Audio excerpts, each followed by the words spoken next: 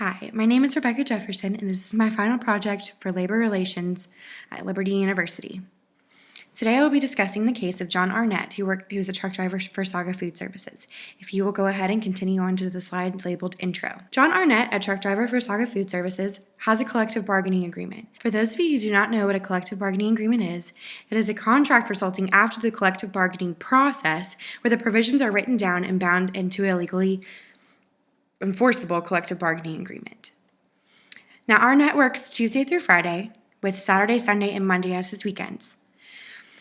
After recognizing Labor Day, which was on Monday, on Tuesday, which is his Monday, and calling in on Wednesday for a personal day, his holiday pay is questionable. The union claims that he contacted Saga Food Services and took a personal leave day. Therefore, he's entitled to his pay. Our company states that he is in violation of his contract and did not fulfill Section 7.03b of his bargaining agreement by failing to come to work the day after Labor Day. Now, if you will continue on to the next slide. As the Director of Human Resources for Saga Food Services, my job duty includes industrial relations responsibilities. This presentation will provide information regarding why John Arnett is not entitled to his holiday pay, based on the contract and on his actions. The point of concern I will address include the contractual language, the intent, and past practices. If you will continue on to the next slide, we will discuss the description of this case. John Arnett works 10 hours a day, Tuesday through Friday. In the event that a holiday falls on a Monday, he would be entitled to that holiday on a Tuesday. John took Tuesday off and also called in on Wednesday for his personal leave day.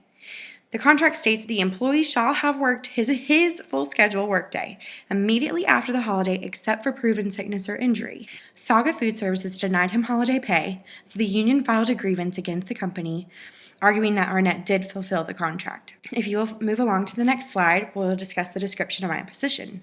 As the Director of Human Resources, I support the company's decision.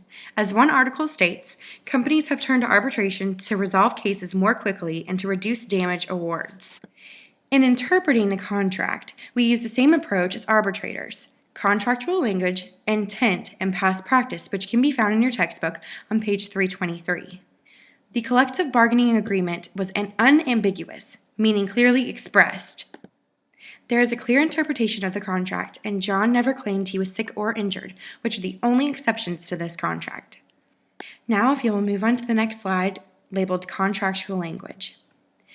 In looking at contractual language, arbitrators try to use ordinary and popular meanings of words and place more weight on specific clauses rather than on general ones. Section 7.03 of Article 7 provides specific guidelines for holiday pay.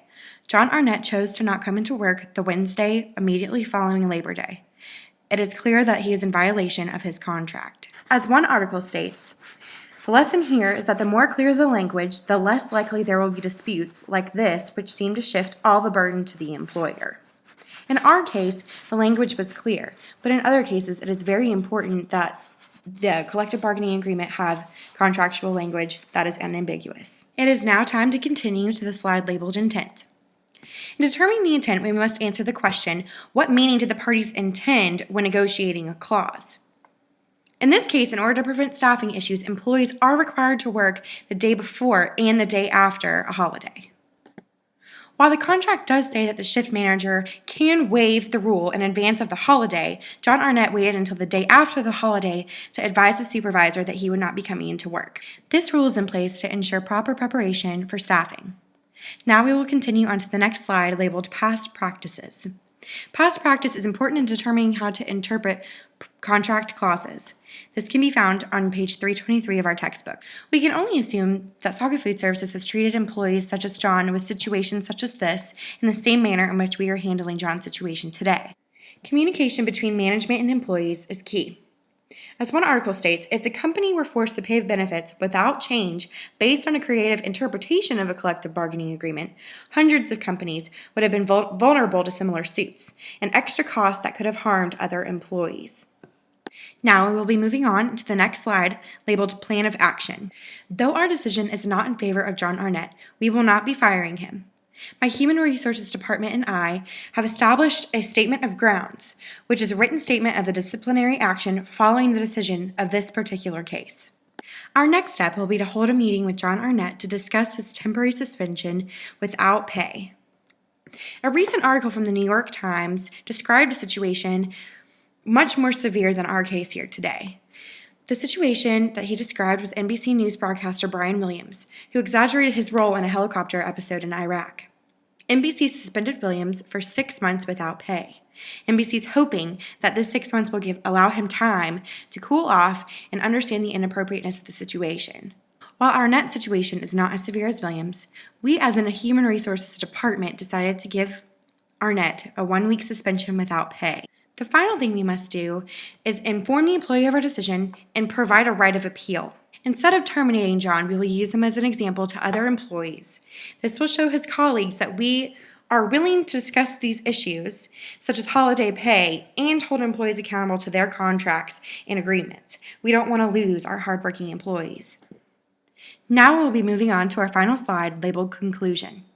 In conclusion, I value our hardworking employees, and I will work with them to understand their benefits and their rights.